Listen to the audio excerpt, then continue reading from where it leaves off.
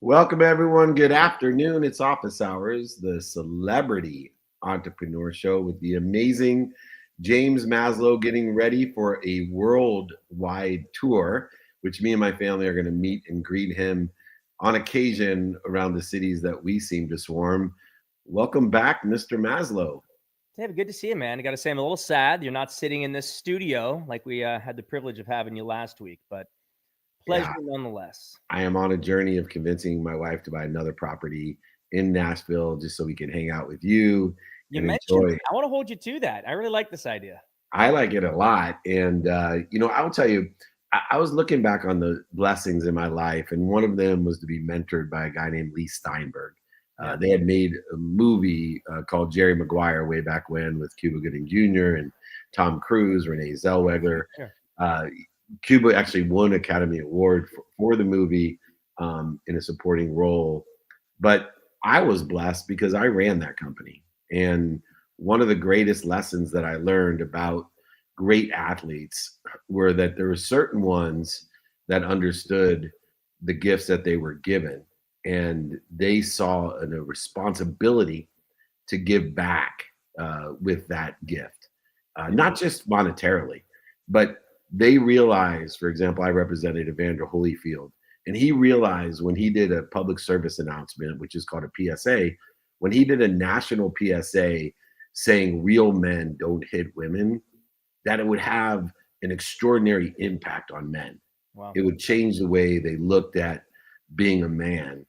If David Meltzer said that, nobody would listen, and it would mean nothing. I don't think but Evander Holyfield, and one of the things I admire about our guest coming on today is that he not only recognized and acknowledged the gifts that he was given, but he's actually utilizing them in order to change people's lives. And just like Evander Holyfield, he has put his time, his emotion, his belief systems into play beyond his monetary gain to help other people. It is an honor, my friend, as we talk about celebrity entrepreneurs.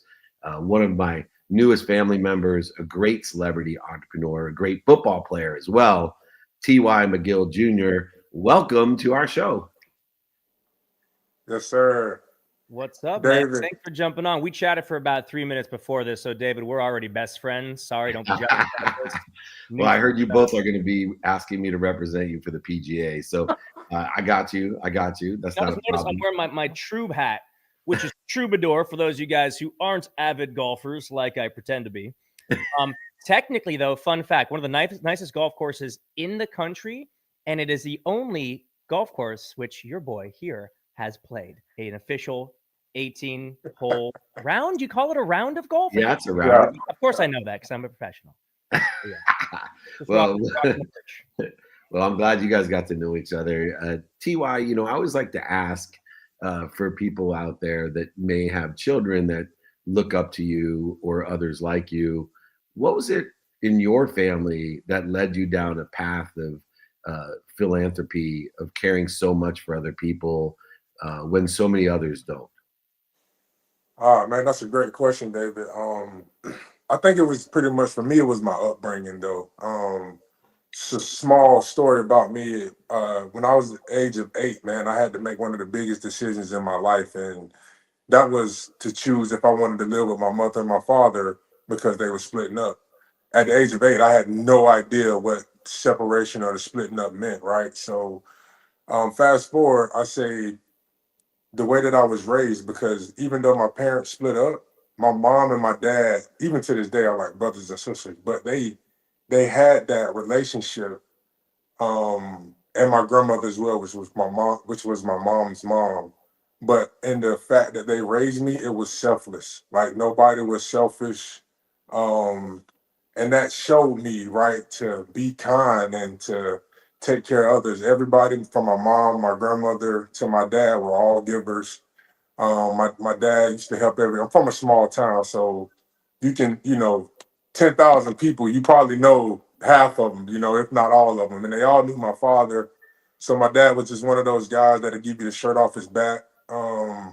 My grandmother the same way, and my mom just she would give back to others because my dad was used to do so much for me, and I have clothes and stuff. And when I outgrew them, I just always see my mom come through, taking everything up and giving it away, and not selling it, giving it away. So I didn't know it then, but at 8 and growing forward, those traits from my family actually, molded me to be the man that I am today in terms of, just giving back and just helping others.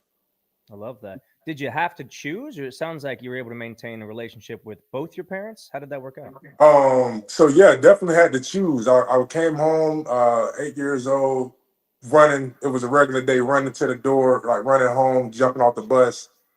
And I get in there, and my mom is like, she has this strange look on her face, and she's like, "Look, mom and dad are splitting up. Like, you gotta, which way do you want to go? Do you want to come with mom? I'm moving to Jacksonville, Florida, or do you want to stay here with dad?" Right. So my dad was a star athlete in high school. Didn't play collegiately, but a star athlete in high school, and like everybody knew him. So like I was, sports was my thing growing up.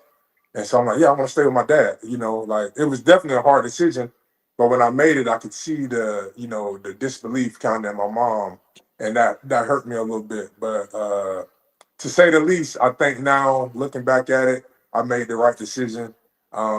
Just because of where I'm at today, and Yeah. you know, It's so interesting, and you created a foundation uh, to help children as well. And give us a little bit of background on how he's, it's a requirement of Lee Steinberg that everyone had a charity. It was a qualification to make sure that every one of our athletes had a charitable purpose or cause, but not just a charitable purpose or cause, one that they could answer the question for the sake of what, not just to have one, but I had Chris Ariel, another boxer. He had a shoe foundation which gave shoes to kids that couldn't afford them, because when he was a kid, he couldn't afford new shoes, so he put cardboard in the bottoms that it wore through and holes, so it meant something to him. Ralph Bernurska had Kick for Critters in San Diego at the zoo because these animals meant so much to him. And ironically, he ended up also supporting Cancer Foundation and invested in a company. He was asked to invest in a company to cure, I forget which specific disease, but ended up exiting for an additional $500 million beyond his football career. For the sake of what did you create your foundation? so just to go back a little bit, and I'm gonna get on that, but I think it's really unique how you said these guys started their foundations and what happened after, because you start these things, not knowing where it's gonna go, right? Like you just open up your heart and you just start a foundation to give. But so me personally, the T.Y. McGill Jr. Foundation is to empower and motivate today's youth through education and experience, right? Just getting them exposed. Um, so really just starting it. I do so I'm having my 6th annual football camp May 10th. Um, and that's kind of where it all like kind of started. When I got into the league, I wanted to do camps back in my own time. I seen other guys in the league doing camps. So I'm like, oh, I want to do a camp. Like I want to do that. So I started a camp. No foundation at the time, right? No foundation, nothing. I'm spending whatever I got, I'm spending it. We're doing free food, we're doing gift bags, we're drinks, like everything is free for the kids. Um, and as I got, going into my career, I had one of my friends. She was like, hey man, why don't you do a foundation? Like, why don't you start a foundation and maybe you can get others to help you with the camp. And again, the foundation was started kind of solely off the camp. And then all these other avenues just started to come about. And it's like, oh man, this is dope. So really, again, hometown, wanted to do something for my for the family and the friends back home in the community. And that's how we started the camp. and then did some back to school stuff, some turkey drives and things like that. And that was not under the foundation initially.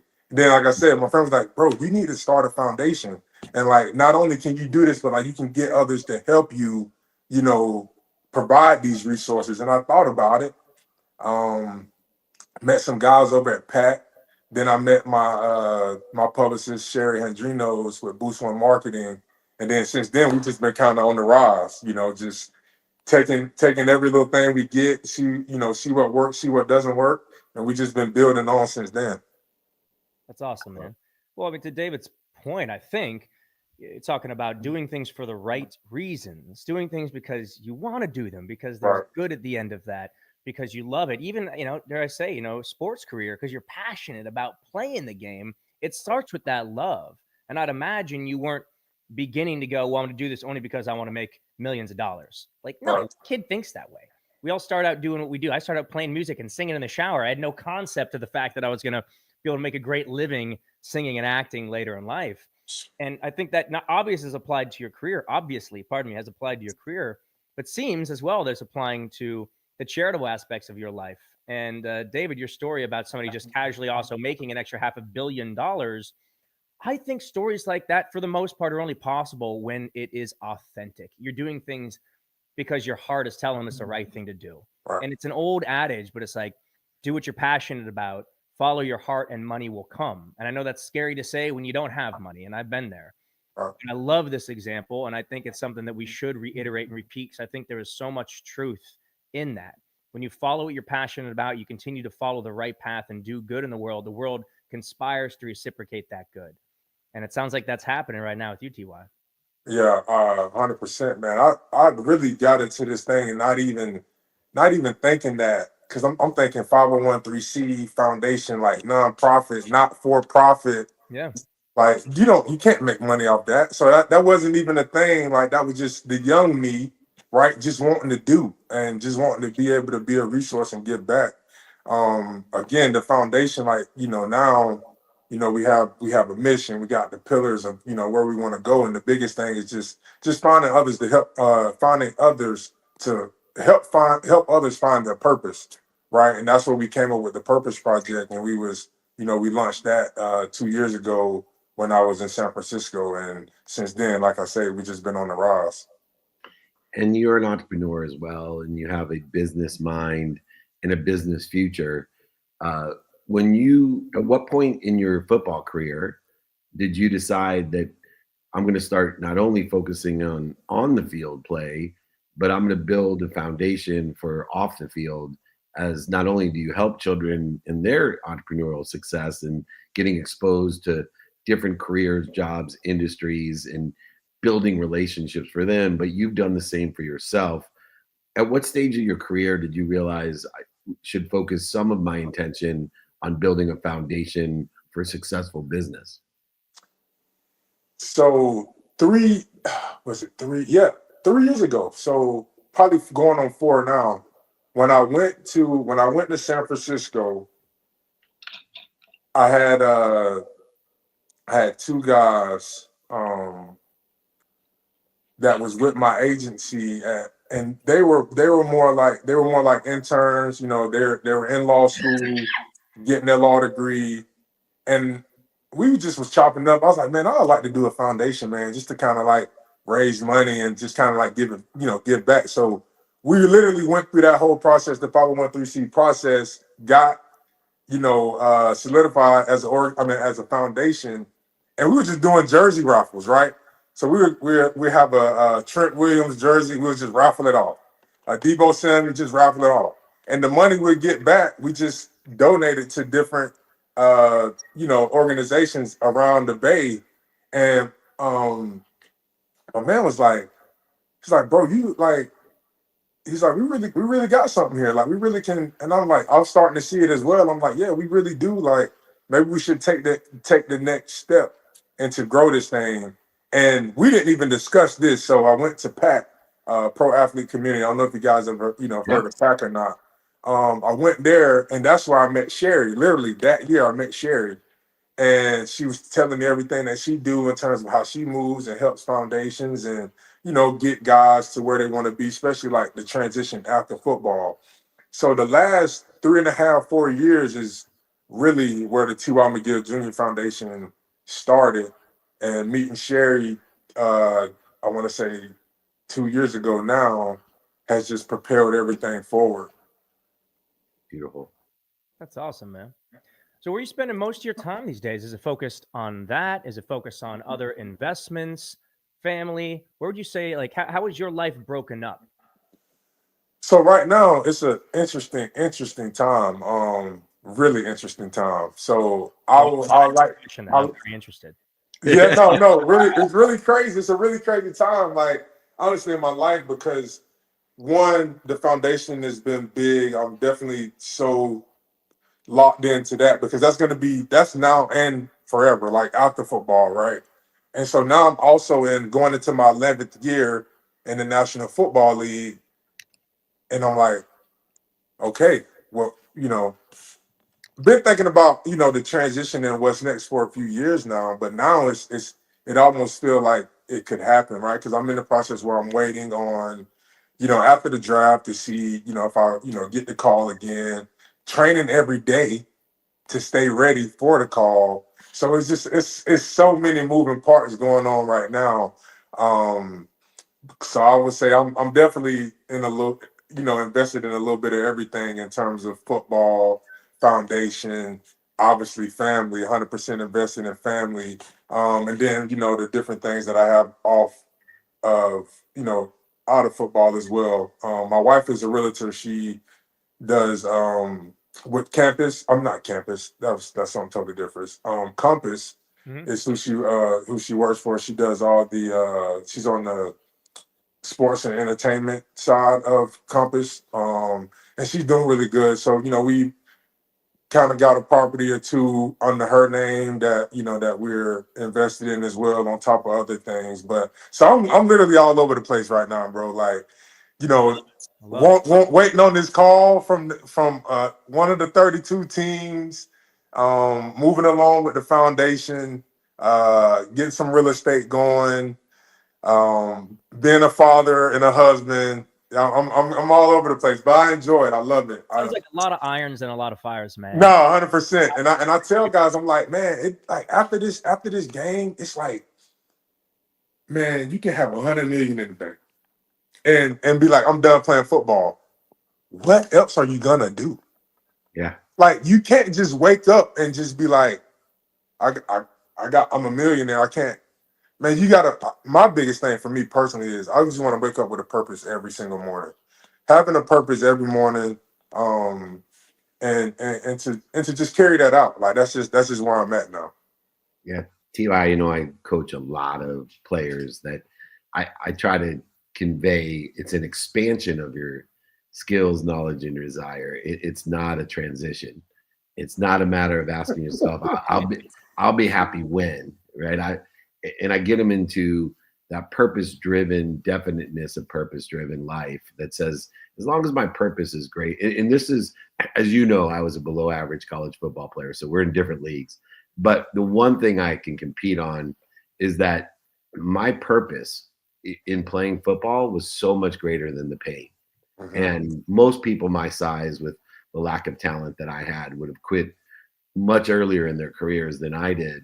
But I carried forward that idea of purpose. I have always lived in a purpose for the sake of other people. For example, for me, it was for the sake of my mom. I wanted to buy her a house so bad. I wanted her to be financially secure, more than my own life meant to me. Like it, Mhm. and she earned that because I watched her.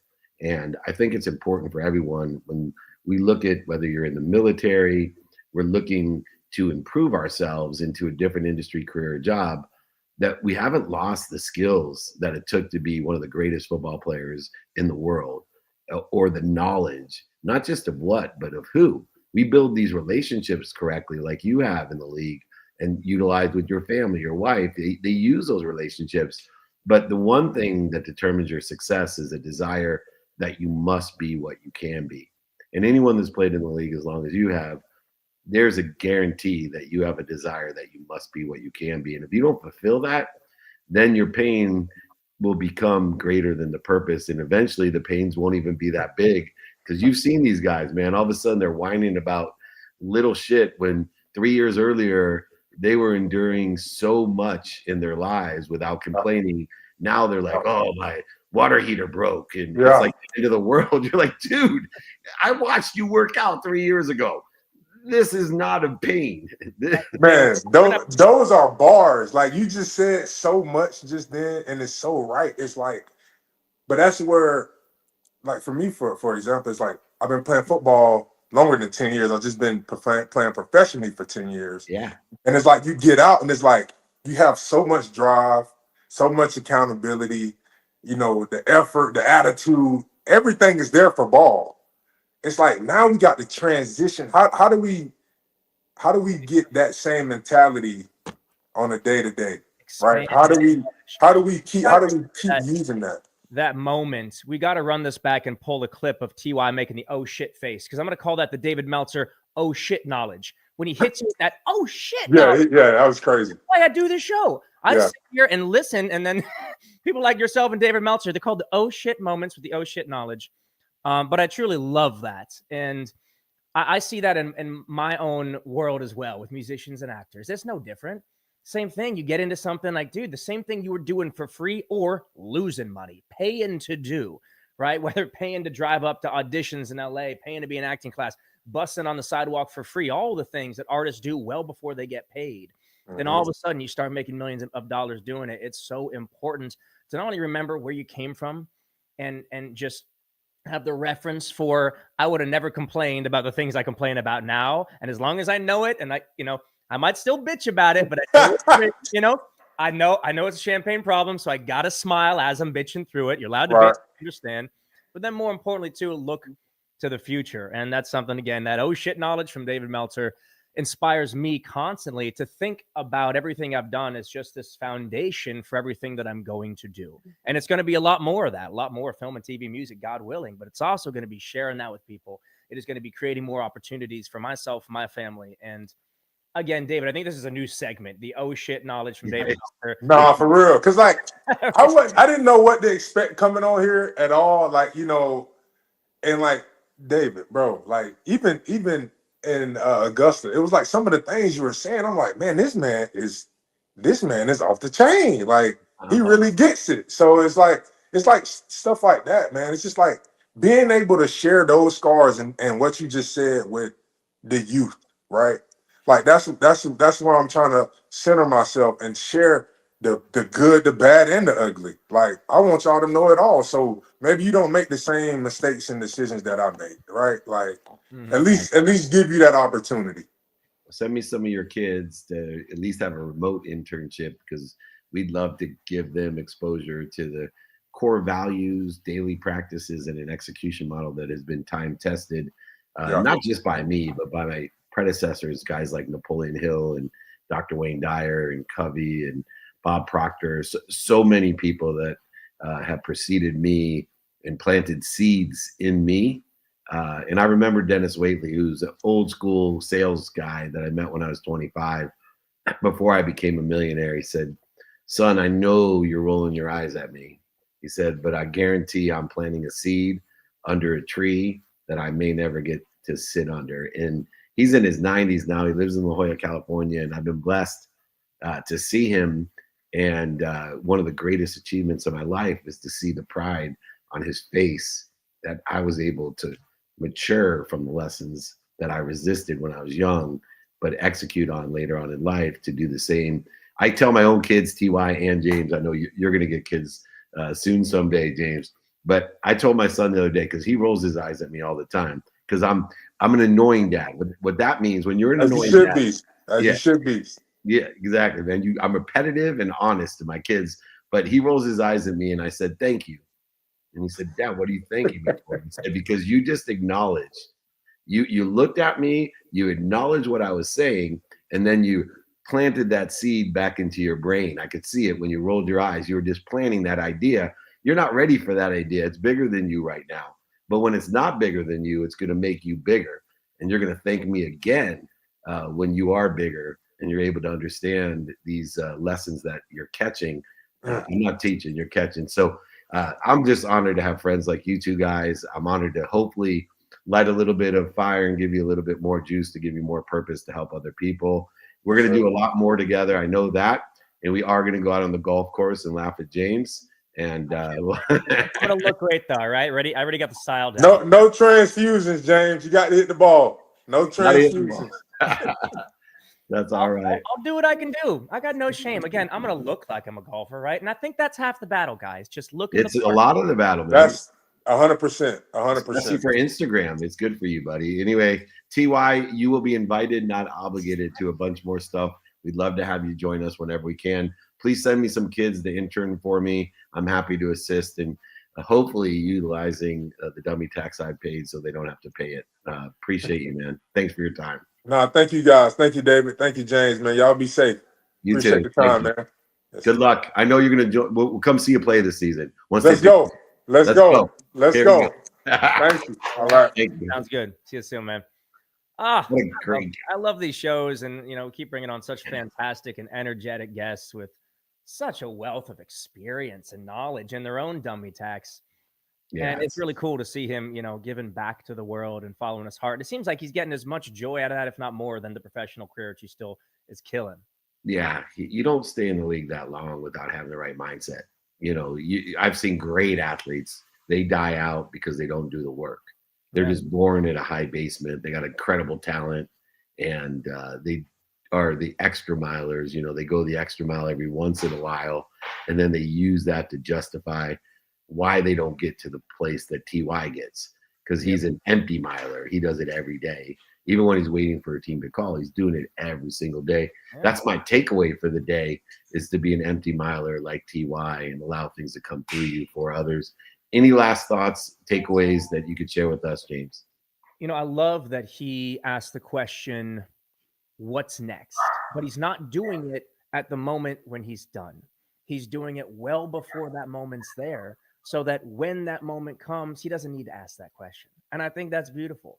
He's doing it now, so he's not doing it later when it's much, much scarier. It's a lot easier to say what's next when you're flush, your bills are paid, you're occupied, you're stimulated. But instead of just sitting back, he's that extra miler, or that endless miler, no miler, and Empty miler. Empty miler. I'll get that actually. I think that's really inspirational, especially while you're doing stuff, while you're hot, while you have stuff going on. Do a little bit more. See what else piques your interest and curiosity, and make sure that you're giving back and sharing that along the way, as you have done with me and so many people over the years. And I appreciate that very much. I love working with you. I love mentoring, teaching, and coaching you the best that I can. I know you're going to empower so many people in your life already doing it. Not only do you have an amazing mindset, but you have a heart set to match it. And you're a great learner. An intelligent follower makes a great leader. That's why James Maslow is a great leader. T.Y. McGill Jr. as well. I'm blessed to surround myself with the greatest people and the greatest ideas. I must be doing something right. James Maslow, thanks for joining us on Celebrity Entrepreneur Show. We'll see you next week. Sounds good. Awesome. All right, everyone. We're going to be in Denver. Then we're going to be this week. We're in Denver, then Chicago, then Rhode Island. So if you're around, email me. Oh, she has it a little bit off there. Denver, Chicago, Rhode Island. I'm getting an honorary doctorate at Sherman College, and then going over to Charleston, then Phoenix. There's so many cities I'm in. Gigi can't keep up. She tries, but it's difficult. David@dmeltzer.com. Meetups, holy court, speeches, VIP dinners, VIP lunch. Come and join us. Incredible people like James and TY will be there. Marshall Falk's going to be in Denver with me. Dion was coming until his son's going to be drafted in the first round on Thursday, I think. Wednesday or Thursday. Yeah, Thursday, I think he'll be drafted in the first round. We're all over that. If you want to be invited to the 200 different things I got going on, I got a text community, a network of people that want to help each other, know people that help each other. 949-298-2905. Get your invitations, not obligations. If you feel obligated when you get an invitation or you get offended by invitations, do not text me. Just email me, david@dmeltzer.com. Remember, most importantly, be more interested than interesting. Be kind to your future self and do good deeds. Hit it, Gigi. Every day, on,